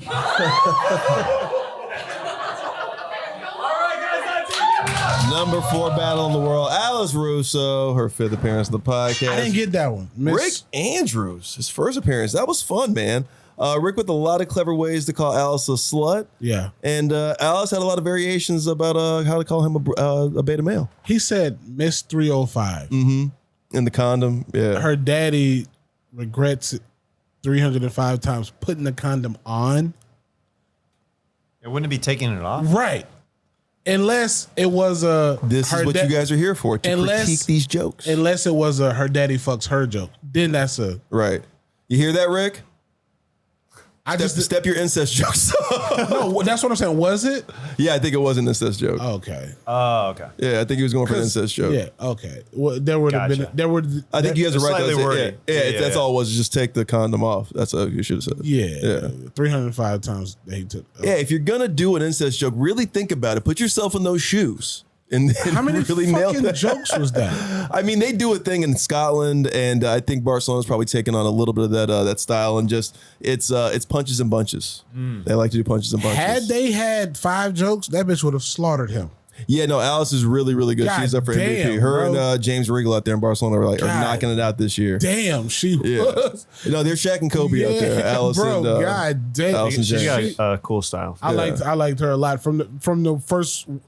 You ever watch the battle and from the first word that come out of their mouth, you're like, this nigga good. Yeah. Yeah. There was a girl last week in Denver. She battled Spaghetti Jake and was just like, oh, who is this? Like, this is like they just have it. I mean, and we've always said this before, but it's the best battlers are women, and then it's Mexicans as demographic, and the worst are black people. So I don't know why that is, but there's just a lot of jokes about us in the Rolodex. What are your favorite jokes? I mean, you've done this thing for like, a decade plus now, and my favorite kind of jokes? Yeah, like roast jokes. I mean, because we weren't always roast guys. You know what I mean? Like we still aren't roast guys. I mean, like we may write some jokes here and there, or even pantomime them, or think about concepts around them. But like, what gets you excited about this? I mean, if it's a clean misdirect, like Omid. I mean, he's got some great ones. Clean, golly. Omid is a very fun battler to watch. Pat Barker, obviously, a very fun battler to watch. That nigga's different. Yeah, Pat is different. That nigga's different, bro. He said something the last time I judged, and I looked at him for like 5 minutes. I'm just like, he's a goat, man. Yeah. I don't mind. It's very rare, but this is just my sense of humor. Every once in a while, somebody will do like a little bit of an act out with it, and if it's done right, it can be very effective. But if it's done wrong, it's so funny to watch the bomb. That's so you. Of I mean, course it you is. will. Yeah. I mean, that dude, act out though. I mean, my thing is I know this about myself. Like, I respect, I'm analyzing all these jokes right now. Like, but I'm coming from a place like mad respect to anybody who is doing roast battle. I don't roast battle. So like, if you're, you know what I mean? Like, I know this about myself that wouldn't be fun for me. Right. I do it's like football. Right. Yeah. I appreciate watching it, but like, that would like to me that's why I did the wave. That's like it's fun. Like that's where like my comedy is, like with the physical jokes and the props and the costumes and the improv and stuff like that. What's your favorite wave bit? My favorite wave bit? Yeah. I mean there's been thousands, but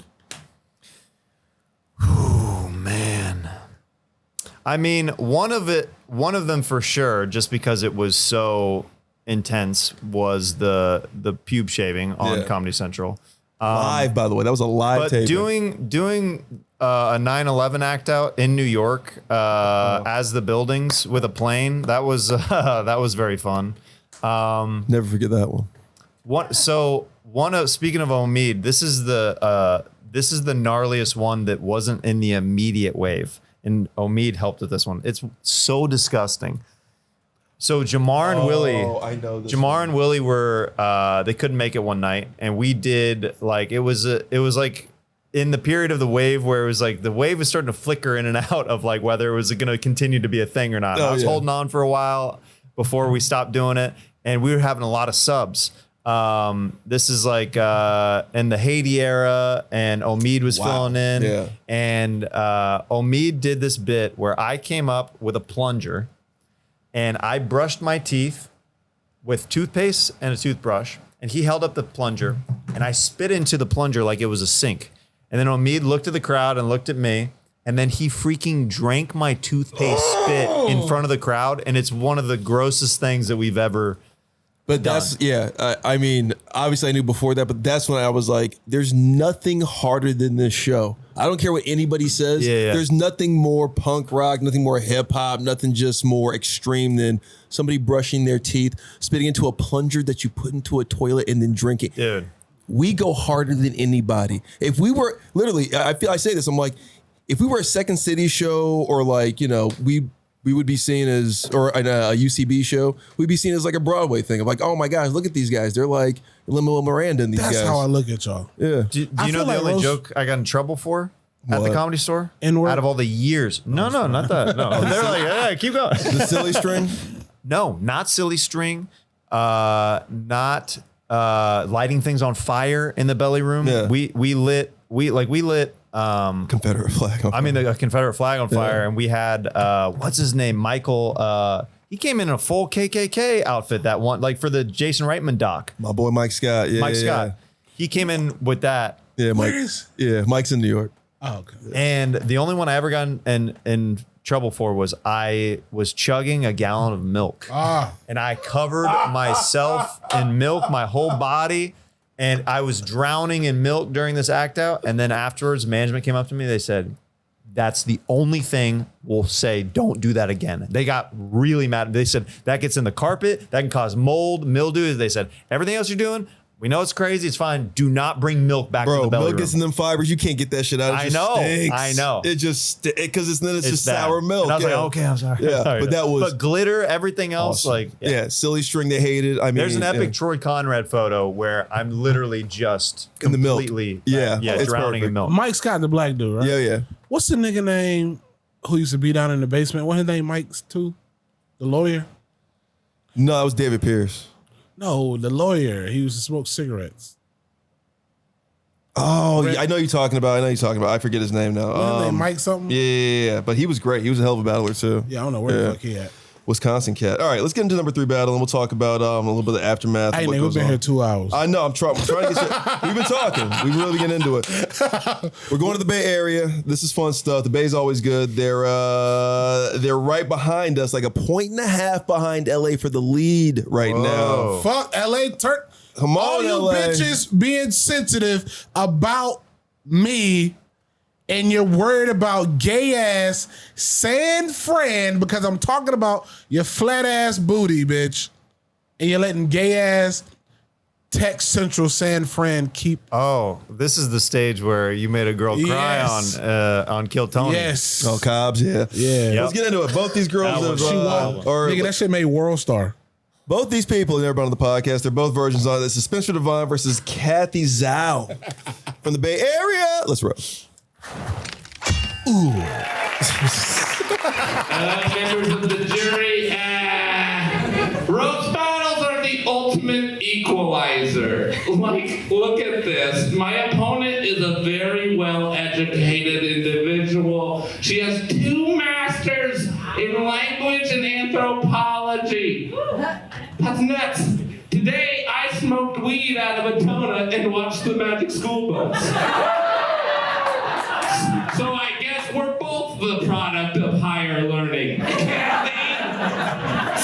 The major was called linguistics, not language. You're welcome. Oh, I have another one. What did you say? Okay. Let me tell you a little bit about Kathy. Kathy is a 20 to 80-year-old woman.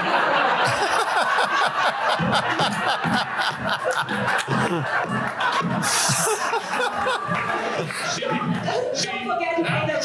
Kathy. She's originally from China, and she dreams of someday doing professional stand-up comedy. So we know 2 things about Kathy. 1, she's not afraid of a gamble. 2, she hates to bet. That's a great joke. Great joke. Very. You can't even afford a bar ticket to Oakland. Who pays for Bart? He's mopping her. Your turn. We've got Topsy Turvy here. You shut up now. Spencer is a very good friend of mine. You know, he is a big star. As you can see, he was in Home Alone 2. As you can hear, he voiced over in The Wicked and The Animal Farm. And as you can smell, oh shit, he was in Trailer Park Boys. I like the sticky bandage. Kathy is well educated, okay, but she's also at the forefront of science. I know COVID came from China, but doctors just came out with the news that Kathy is actually the cure for people who have an Asian fetish. Oh, wow. Spencer used to have a huge Asian fetish, then he met me. That's my second joke. Self-deprecation.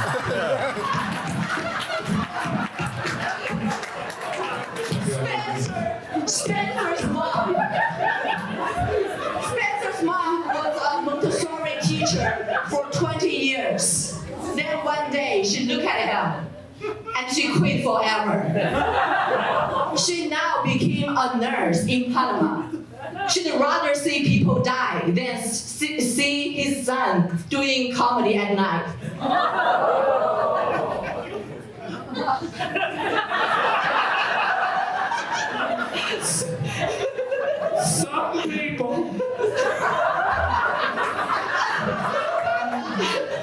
Some people will say that Kathy probably cooks a mean stir fry just because of her ethnicity. And that is racist, okay? The only thing Kathy walks is perfectly good audience members. What is Mr. Fry? Her comedy! Her comedy is actually the most Chinese thing about her. 1 star. 5 star if you have any knowledge of Chinese flag, loser. I do. I do not. I know you do not. It's my turn now.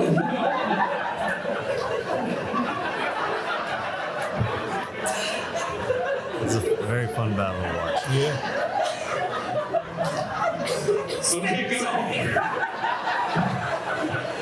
Spencer told me he doesn't like the sun. Yeah, he's basically a vampire on Ozempic. That's why he got kicked out of his group on January 6th. Kathy does this thing in comedy where she stays on the stage past her time. We call that running the light. And as an admittedly bad driver, that is also her strategy at intersections. Oh, wow. It's too funny. I got one more. This is the last one. I haven't rebuttal yet. Oh, please. Yeah. Oh, yeah, rebuttal. Spencer was my Uber driver, and I never tip him. Yeah, loser. Crazy. For real. I like it though. I like a delusional bitch. I love a delusional bitch. Be my Uber driver. I never tip him. Kathy, before this debate, I was like, picking which roast battle jokes to do is like picking your least favorite child. And then I was like, oh wait, she's from China. They're the best at that shit. Thanks to China's one-child policy, we don't have retarded people like this. No, you don't have male retarded people like this. Oh, wow. Nice. Smart joke. Okay, we're getting married, you guys. I mean, that was a great battle. That's chemistry. That's number 3 in the world. That's Bay Area. Who that in that green with all that ass?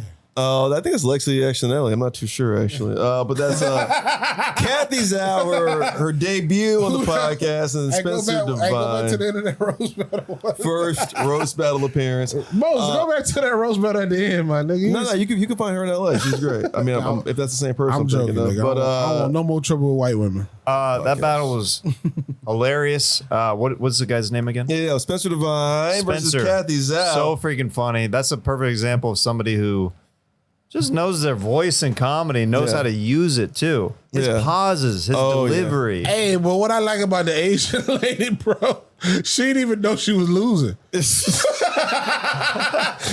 And be like, he my Uber driver. I never tip him. They have these characters in the Bay Area that are a lot like Digits. Like they think they're winning where you're just like you're getting destroyed. But no, you're having a great time and it's cool. Dude, it was very fun to watch. I like that, bro. It was very fun to watch. Yeah, he was so polite. He let her do the rebuttal. Yeah. He's like, okay, rebuttal? Sure.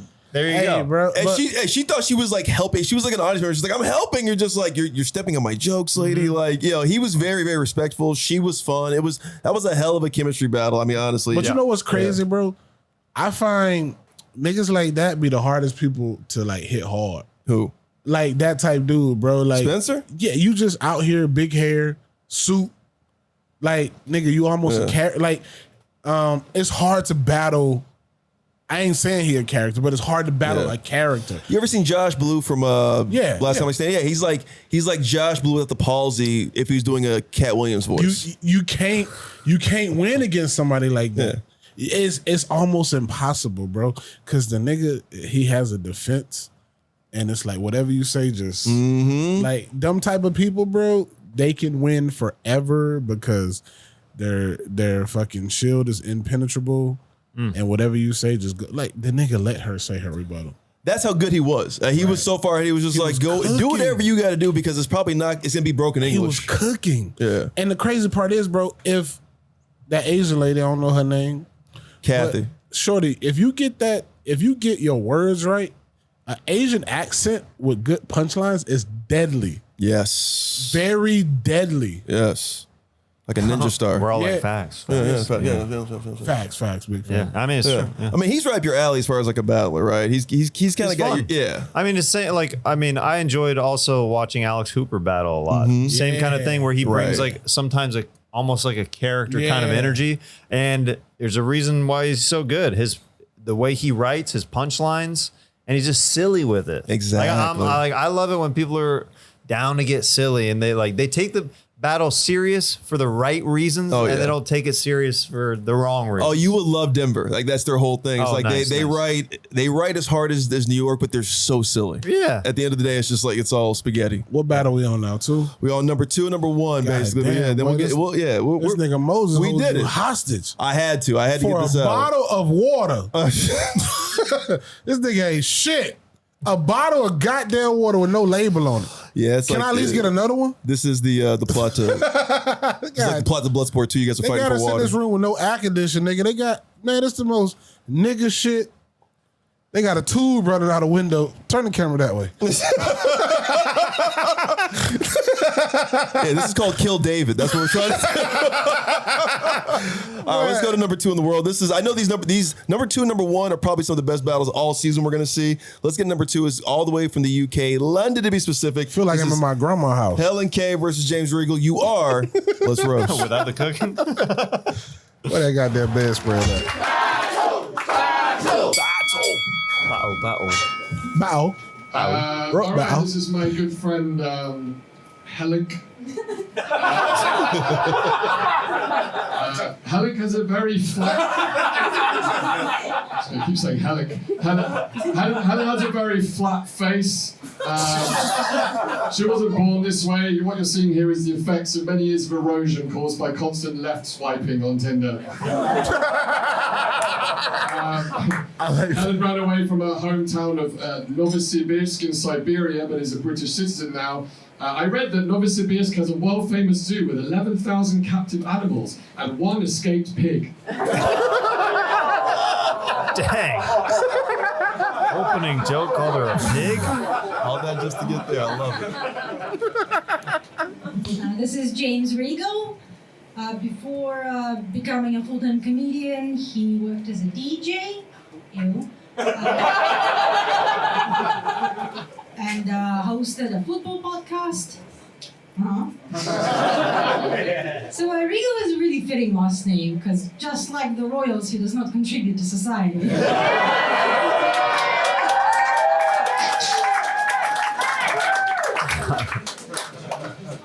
Speaking of jobs, Helen works for a building company. Man, you think somebody who works in construction would know her way around foundation. Whoa! Man, that's called her pig. Says her makeup sucks. Good grief. That's the MVP of the season right now. Yeah, he is? Just like He's the good. sex life, lots of manual labor. Said you can't fuck. James is Jewish and racist. So you will never see James or his penis in a hood.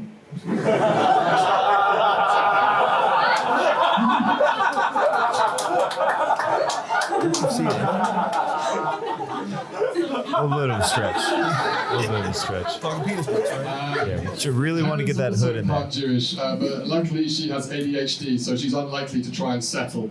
That's two reasons why I would end up in a concentration camp. That's fine. Helen is a Russian bulimic, so she be Vladimir Putin, am I right? So silly.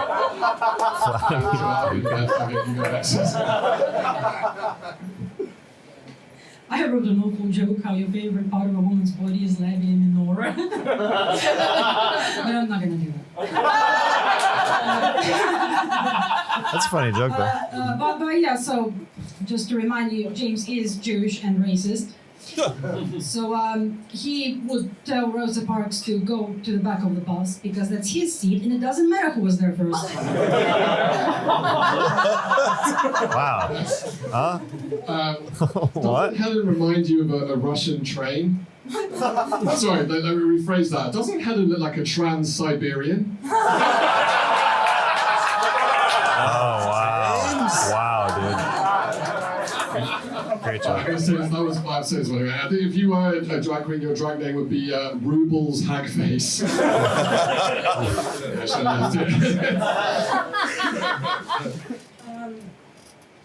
Which joke am I on for? That was my fault. Okay. So James has a BDE, big divorcee energy. He was married for a while. He and his wife never had children, and then she cheated on him with a bunch of sailors. So at least she finally got some proper semen.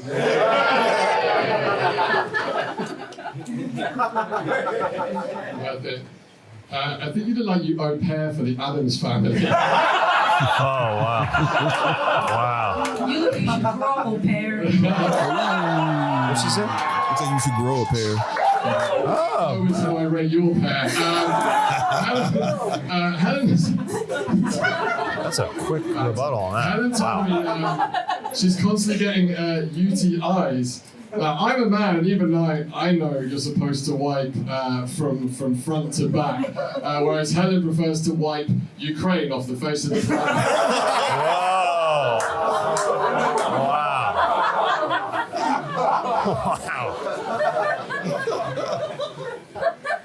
Wow! James is 42 years old. His style is like putting Y in Y2K. And he's dating a 20-year-old. Can you imagine, like, when she was born, he was poking people on Facebook? I mean, I guess, like, she sends you a nude, you respond like with a thumbs up emoji. Because you don't remember how to write anything without the help of an animated paperclip. You're gonna accuse me of fucking A minor when your face beat flat. Whoa, great music joke. Yeah. Number 2 in the world, that's Barcelona's James Riggle with his 8th appearance on the podcast, and Helen K from the UK. They both fine. Yeah, they're both. I mean, these are 2 of the best in the world, really. I mean, like, James is probably going to win MVP. He's up against Paige Wesley and Alice Russo this season. Helen K is always solid from London. That's her 4th appearance on the podcast. R.I.P. the old boy I roast battled. The rapper. He died. Which one? Billy Boondocks. Billy Boondocks. R.I.P. bro. I just thought about that right now. Very sad. But let's break down this angle. This is the number 2 battle in the world. You guys have now seen James, who's probably, if not number 2 in the world. You know, it's him and Paige Wesley, basically. I want to see him and Shorty from Barcelona battle. Yeah, Alice. He's from Barcelona. Oh, okay. Yeah. So he and Alice are like, he's good. They're knocking it out. She wasn't bad. She had a couple of good rebuttals. No, she's just going against one of the better guys in the world. Yeah. And she just didn't believe in a couple of the jokes, I feel like. She just kind of said them as like... that confidence is a motherfucker, bro. You need lubrication sometimes. So it's like... one of the jokes that she said, but I'm not going to say that. Like, it could have been one of her jokes. Yeah. Like, it was a strong joke. It was fun. Right. The labia minora joke. Yeah, it's fun. Mm-hmm. Why not? But it's the confidence. You're right. It's like shooting with confidence, and she just didn't maybe have it for... I would say 3 of the jokes, I was like, she's like throwing those away. Even the last one. Her rebuttal... You should grow up hair was so fast. I had to ask you what she said because I was like, it was very quick. I was impressed with that. Because that written joke, you look like Al pair for the Adams family, and she's like, you look like you need to grow a pair. And then he's just like, I'm looking at. I mean, it was like that. What? He said you look like you're Al pair for the Adams family. Oh yeah, and then she said you look like you need to grow a pair. You know what I mean? So it was like, and then he went and said something about her rich nigga joke. Yeah, exactly. Well, it's a European. They got au pairs over here. I mean, yeah, but that's not as common of a term over here. Yeah. This clips rollout is crazy. Anyway, but that was number 2 in the world. Russians are hated all over the world. I mean, like you guys go through a lot of like negative comments. I know with the Kill Tony stuff when you guys were going through it before they moved to Austin, got a lot of like negative comments. People were like, we're splitting. I know you get a lot of hate mail, you know, with the first thing you went viral for, which was the George Floyd thing in Houston, and then having Kyle Rittenhouse on your podcast. Yeah, bro. I mean, shit, when you got a strong opinion like me, bro, that just come with the territory. You know what I'm saying, bro? Like, I think the reason I get a lot of that is because I'm so opinionated and people see that I believe in what I'm talking about. So I just feel like that come with it. Does it hurt? Nah. Never. Nigga, how? Does hurt your family, right? Like if your mom sees it, or like, you know, like say like a sibling or like a significant other, like, you know, the 18 baby mamas you got, like if they're like all of them, they good. Yeah. Yeah. So you're not worried about the comments. My mama asked for a new car. Yeah. Right. But what about like no death threats were going on with like the George Floyd thing? Like, did that scare you at all? No. None of it. I mean, bro, because at the end of the day, I feel like if you want to hurt me over words, then I believe in a higher power. So if that's how God saw it fit for me to exit this planet, then so be it. There's like, you can't control what's meant to be. So if I was meant to be, my existence was meant to be ended because of a joke, then that's like, niggas get shot for less. You know what I'm saying? So it would be very funny if you got murdered over a joke. Yeah. So if that's the thing that made you want to commit homicide, this podcast is not going to age well. Why? Because he's gonna die from something else. You motherfucker. Another fucking. I'm in the gym, bitch. I got a trainer, nigga. I'm gonna outlive both of y'all. You will. I mean, maybe because you're more famous than us, but you just got more. You got more catalog out there. Nah, bro. But that like hate mail, like I don't know, bro. I don't really see it no more, or it don't make it to me. I'll say that. I don't read YouTube comments, and I mean, you haven't cut with the recklessness. You're probably even going harder now because of it. You're saying like none of this scares me. I'm still fearless. And I'm still going forward. I've never been. Since I got on Kill Tony, nigga, I was calling Tony gay. I was saying gay. I was saying mainly those things. I've never been safe, so it's like by now you should get it. That's him. So if you still hating, bitch, you must be new to the party. Oh, you didn't know this was a Diddy party? This a Diddy party.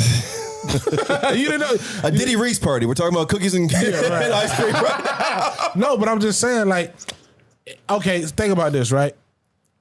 Diddy gets out of jail, throws another party. Okay. And you go there. Bitch, you know what it's about.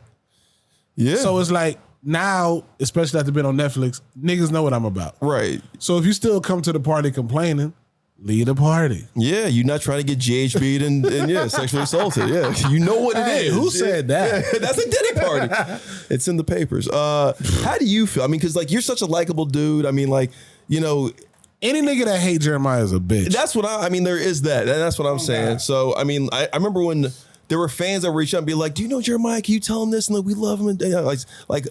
When you guys saw the wave hate happening online, or even like hearing it from Comedy Central of just like, hey, we may have to do this because we're not testing well, but all we would hear, especially going anywhere like live or even just like in the comedy community, I mean, like we never saw that. So like to see that when we hit TV, it was very weird. It was odd for me because I know Jeff Ross was, but we were constantly sticking our necks out being like, you guys just don't get it. We have to figure out how to frame this. Yeah. So how did it feel for you? I mean, being friends with Jamar and Willie for as long as I've been friends with them, we thought it was very funny, but I honestly, none of us saw it coming. Right?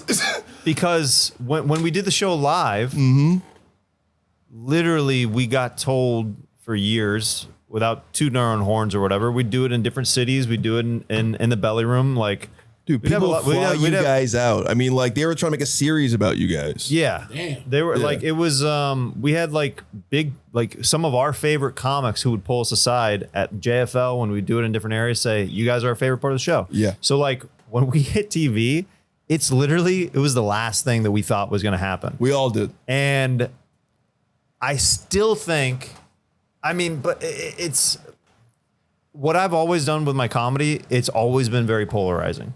You either really love it and you get it, or you really don't get it, or you get it and you just hate it. It's so clean and fun though. But I don't know. I think because I go so hard and I try so hard at like, I commit 1,000%. Yeah. People either really appreciate that or they're like, this is cringe. This is try hard. This is whatever, which I don't care. But like, I mean, I got it, dude, for years with like, it's so funny. Like even as Kill Tony has exploded, I'm so happy for all y'all, like with the success of the show, like going to Austin and Netflix and everything. Dude, I have gotten new fans adjacently just from the old episodes. They're just now watching. But I've also gotten a ton of new haters out of nowhere that are like, you guys ruined the show with your band elements and your characters and the way you guys jumped in. So it's like, it's literally everything I've done.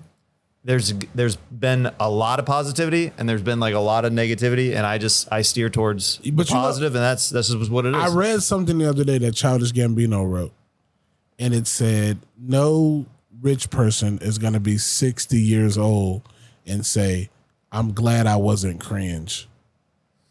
Damn. What is cringe? Damn. Made up thing. Made up. That's crazy. You're flexing on everybody you can read. Anyway, let's get to number one here. It's New York. Is this shit 12 minutes long? Yeah. This is perfect. Actually, this is the New York. This is Dan Wicks and Chris Paws back in the countdown, making his 5th appearance now. Wow. 6 for Dan. This is number 1 in the world. I've heard about this battle. I'm excited to see it. Dan, Chris, let's roast. Yeah. Give it up for Dan here. Doesn't Dan look like he writes erotic fan fiction about his immediate family?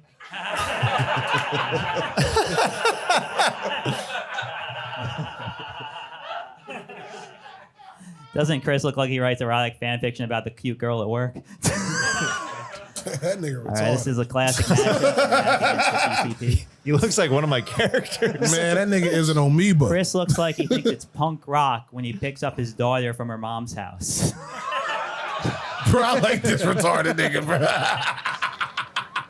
Fuck the man. This human fidget spinner here is what happens when you survive shaken baby syndrome. Whoa, dang.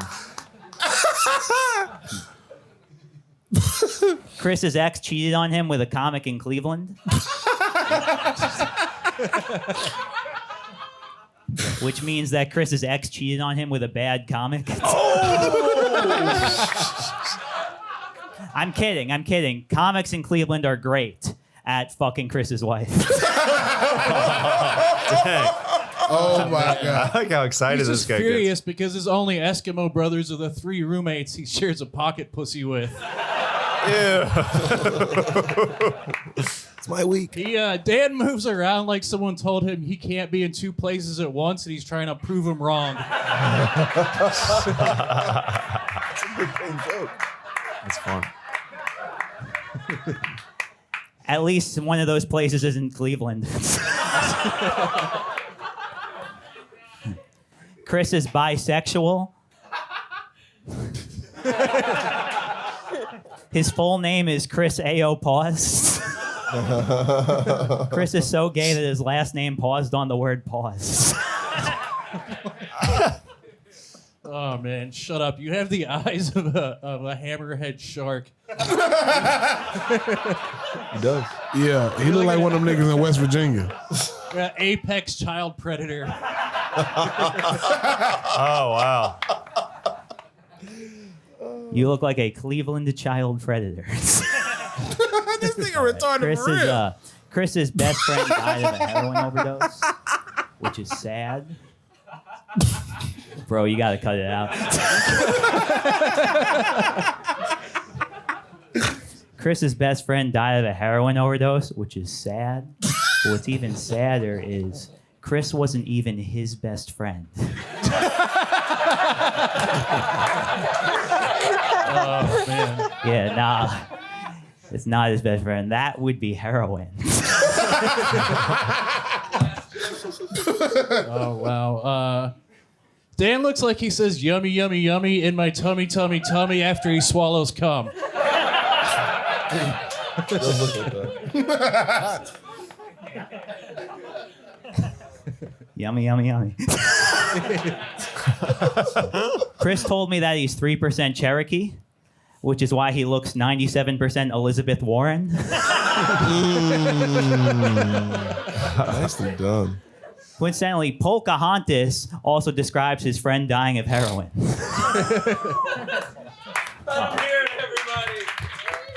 Bro, I like that nigga in the black. He looked like a healthy Joe Urell. He does. That's Dan Wicks. I like that nigga versus Chris Paul. Chris won that battle, but that was the number one battle in the world this week.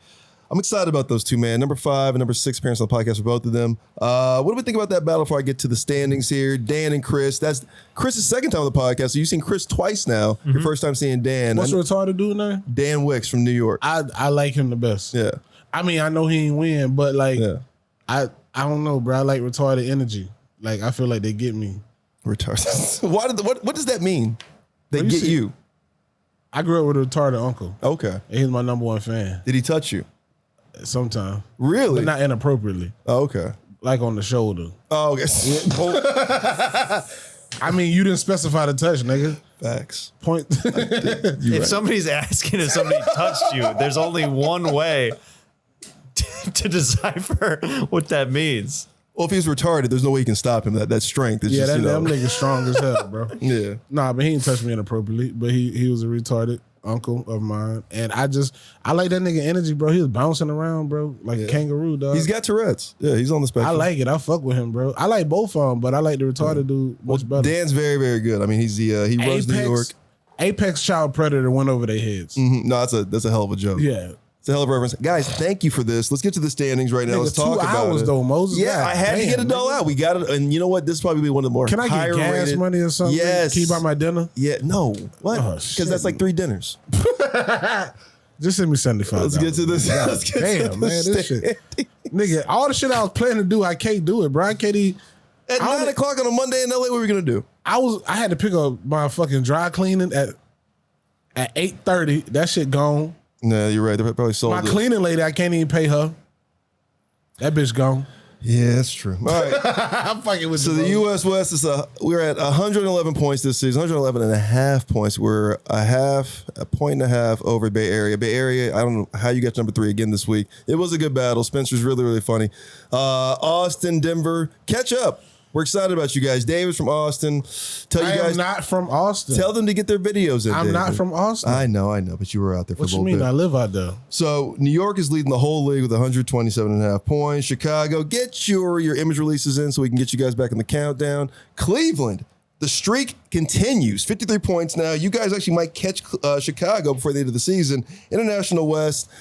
You guys saw Barcelona twice today with James Regal and Alice against Rick, so they're at 79 and a half now. What's the fastest way for these cities to get points? Like, what's just you got to hit the countdown.